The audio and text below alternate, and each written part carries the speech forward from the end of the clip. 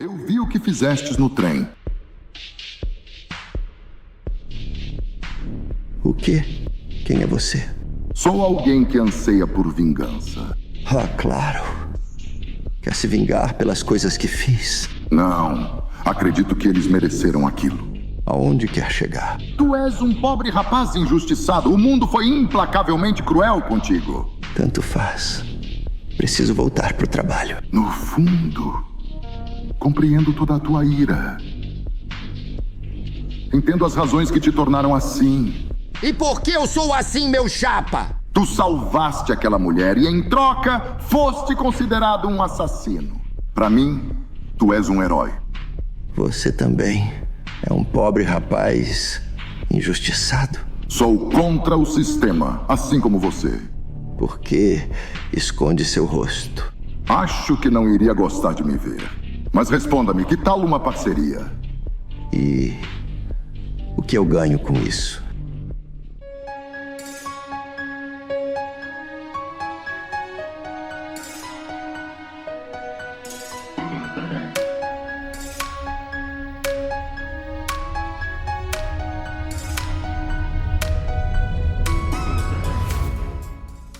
Meus amigos, meus irmãos, que a paz de Jesus Cristo esteja conosco.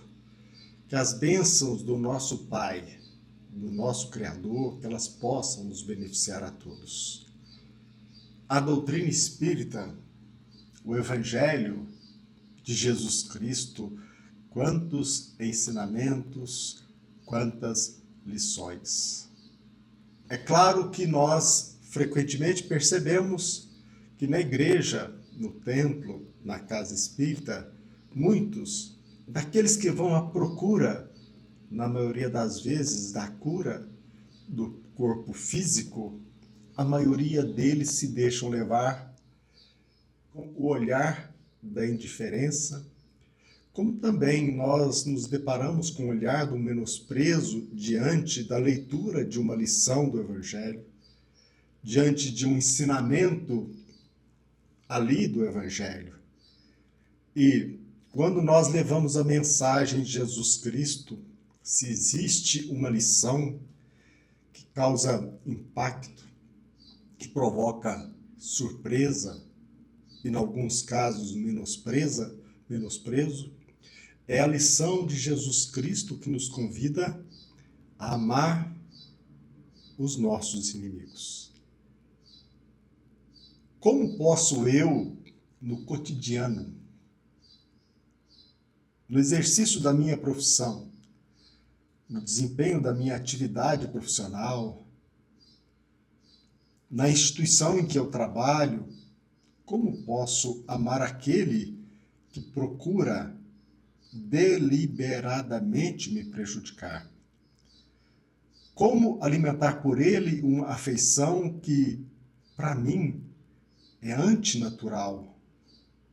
Como amar o inimigo?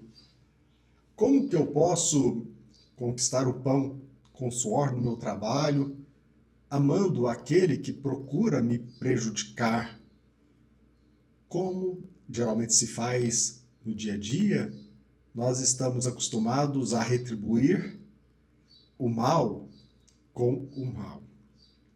Ainda estamos muito presos àquele período da justiça privada, que geralmente extrapolava os limites. Tanto é verdade que o convite a olho por olho, dente por dente, representou à época um desafio. Quase sempre, ao buscarmos colocar em prática a justiça com as próprias mãos, nós extrapolamos. Aqui, até hoje, em 2024, nós somos convidados a retribuir o mal com o mal, a aniquilar o inimigo, a mantê-lo distante. Agora, amar o inimigo, retribuir o mal com o bem. Então, meus amigos, sempre nós nos deparamos quando nós levamos a mensagem do Evangelho de Jesus Cristo com olhares diferentes. Como eu disse, o olhar de menosprezo, alguns de contentamento, olhar desafiador, aquele que se embriaga com os ensinamentos, mas nós não podemos esquecer de deixar bem claro que não raro nós nos deparamos com aqueles olhares de menosprezo. Será que essa pessoa que está na casa espírita, numa igreja, levando a mensagem de Jesus Cristo, será que é louco? Amar os inimigos? Se eu tenho dificuldade até hoje de amar até mesmo meus próprios amigos? Mas a verdade é que nós, numa única encarnação, é difícil nós ascendermos. Aqui na Terra, nós estamos aqui para destruir a mente egóica. Para que vocês tenham noção, em Provérbios, capítulo 17, versículo 13, consta ali de forma clara: quem retribuir o bem com o mal, jamais deixará de ter o mal no seu lar. Até hoje, nós notamos que, até mesmo perante o bem que se nos façam, muitos retribuem com o mal.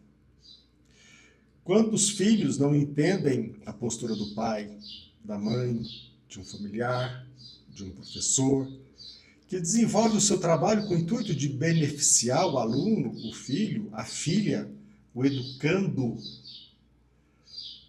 e retribui o bem com o mal. E não é de se estranhar que, é claro, que esta pessoa não poderá e não terá uma vida boa. O mal se lhe acompanhará. Por isso que a rebeldia, a revolução, é que demonstra esse estado de espírito de indignação perante Deus, perante aqueles que nos ajudam. O orgulho se nos mostra patente, o egoísmo também se flagra diante daquele que retribui o bem com o mal. Mas aqui nós estamos falando é a respeito de retribuir o mal com o bem. É bem mais além. Quando nós levamos a mensagem do Evangelho de Jesus Cristo, quando nós estudamos o Espiritismo, nós vamos percebendo que lá no capítulo 12, na lição intitulada Retribuir o Mal com o Bem, repito, até hoje, a maioria daqueles que se deparam com essas lições, a maioria se deixa vitimar por um olhar de menosprezo. Mas está claro em Mateus, no capítulo 5, aprendestes que foi dito: amareis o vosso próximo e odiareis os vossos inimigos. Eu, porém, vos digo: amai os vossos inimigos. Fazei o bem aos que vos odeiam e orai pelos que vos perseguem e caluniam. Esta é a proposta do Evangelho. Perante aquele que nos faz mal, retribuir com o bem. Agora, a interpretação equivocada deste convite pode levar a nossa vida à falência. Amar os inimigos é ter, alimentar para com eles sentimentos de amor, tal qual nos afetam a presença de um amigo, de um irmão querido? É claro que não. Amar os inimigos não é ter para com aqueles que querem nos prejudicar a mesma feição que nós temos para com aqueles que querem nos beneficiar. Amar os inimigos não é ter para com eles sentimentos de amor, é agir como se nós os amássemos. Então, é interessante notar que, não raro, nós, ao equivocarmos numa interpretação desta mensagem em amar os nossos inimigos, quase sempre se entregam passivamente à atuação maligna daqueles que querem nos prejudicar. Numa interpretação equivocada desta mensagem, de certa forma, ao derrubarmos a cerca, o distanciamento para aqueles ou com aqueles que querem nos ferir, nós levamos a nossa vida à falência, prejudicamos não somente a nossa vida, mas prejudicamos o nosso lar, os nossos familiares. Então, como devemos interpretar este convite de Jesus Cristo em amar os inimigos? E é nesse sentido que eu quero deixar bem claro a vocês que a doutrina espírita se nos mostra algo interessante, que nos convida a meditar profundamente nas mensagens do Evangelho. Lá no Livro dos Espíritos deixa bem claro que quando se fala em amar os inimigos, quase sempre nós nos equivocamos. E ali fica bem claro. Entretanto, há geralmente equívoco no tocante ao sentido da palavra amar nesse passo. Não pretendeu Jesus, falando que cada um de nós tenha para com o seu inimigo a ternura que se dispensa a um amigo ou a um irmão. A ternura pressupõe confiança. Ora, ninguém pode depositar confiança numa pessoa sabendo que esta lhe quer mal, esta lhe pretende prejudicar. É indispensável muito zelo, o instinto de conservação, o juízo, a nossa capacidade de julgar, de analisar, nos convida a ter muito cuidado no relacionamento social, muito zelo, escolhermos bem as pessoas que irão caminhar conosco no dia a dia. Devemos nos proteger. Agora, amar os inimigos, o Evangelho ainda deixa bem claro, de forma bem explícita. E assim eu quero compartilhar com vocês quantos ensinamentos que a doutrina espírita, aprofundando as lições do Evangelho, quantos ensinamentos ela nos beneficia. Aqui está bem claro, amar os inimigos não é lhes guardar ódio, nem rancor, nem desejos de vingança, é lhes perdoar, sem pensamento oculto e sem condições, o mal que nos causem.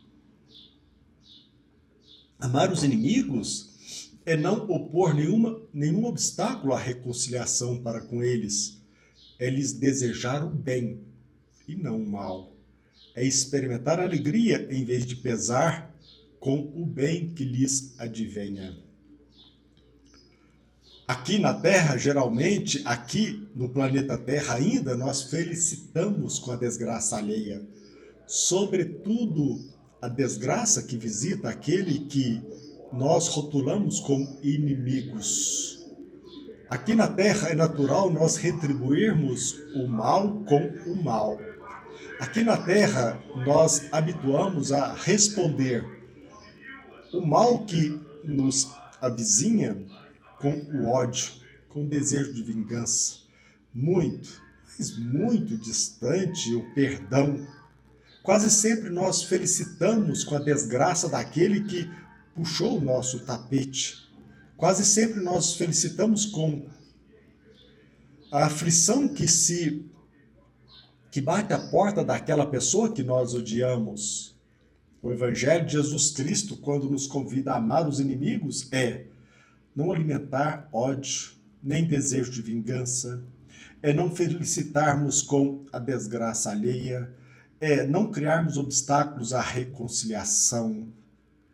Mesmo que o nosso coração bata diferente perante a presença de um inimigo, é, assim, não criar obstáculos, não criar qualquer problema no relacionamento no dia a dia. Contudo, isso não representa dizer que nós devamos continuar assim, vivendo de forma inadvertida, sem zelo, sem cuidado, sem atenção, atentos àquilo ou a qualquer ato que aquele nosso irmão que procura nos prejudicar, atentos sempre àquilo que ele pode nos fazer, qualquer empecilho ou qualquer malícia que ele alimenta em respeito a nós mesmos. Ser cristão é ter sabedoria para que nós possamos nos defender sempre, mas sempre lembrando que aquele que nos odeia, aquele que nos prejudica, aquele que nos faz mal, na verdade é um enfermo. Da mesma forma que nós somos um enfermo quando nós alimentamos, quando nós fomentamos a ideia de prejudicar quem quer que seja. A interpretação do Evangelho se torna indispensável, acurada atenção para que nós possamos guiar os nossos passos de forma certeira, senão nós iremos falir. E a questão aqui que nós falamos não é apenas a falência econômica, patrimonial, não é apenas a falência emocional através de distúrbios psíquicos, mas também, principalmente, a falência espiritual. Quando nós nos deparamos com alguns ensinamentos muito importantes, ensinamentos que estão no Evangelho, nós precisamos sempre ficar atentos. Por exemplo, aquilo que se nos apresenta neste mesmo capítulo sobre o ensinamento de Jesus Cristo no tocante ao fato de que se alguém nos bater na face direita, que nós devemos apresentar a outra. Isso representa dizer que nós devemos, então, entregar a nossa vida inertes à maldade, à malícia de outro? Apresentar a outra face representa dizer que nós não devamos nos defender? Apresentar a outra face representa dizer que nós, repito, devamos nos submeter passivamente, sem qualquer defesa, à malícia do outro?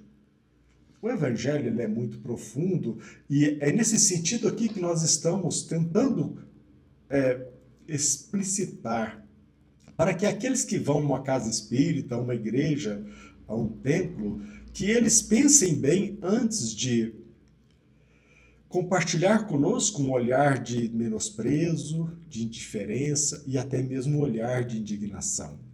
Jesus Cristo não era louco. Jesus Cristo não era um lunático. Jesus Cristo não nos pediu aquilo que nós não podemos fazer. Não.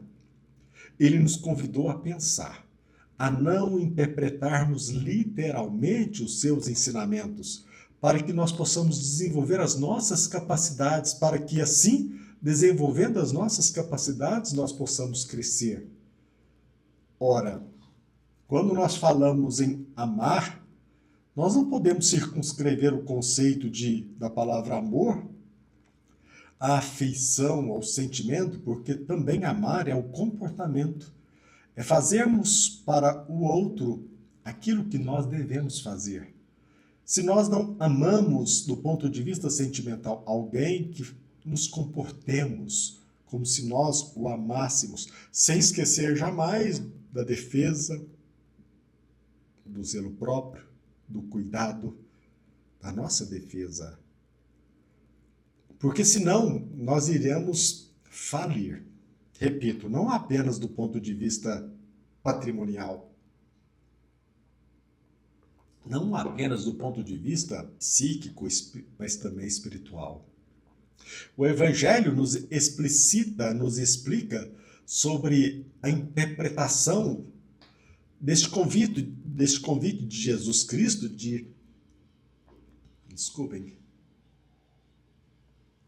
apresentar uma face quando a outra é agredida.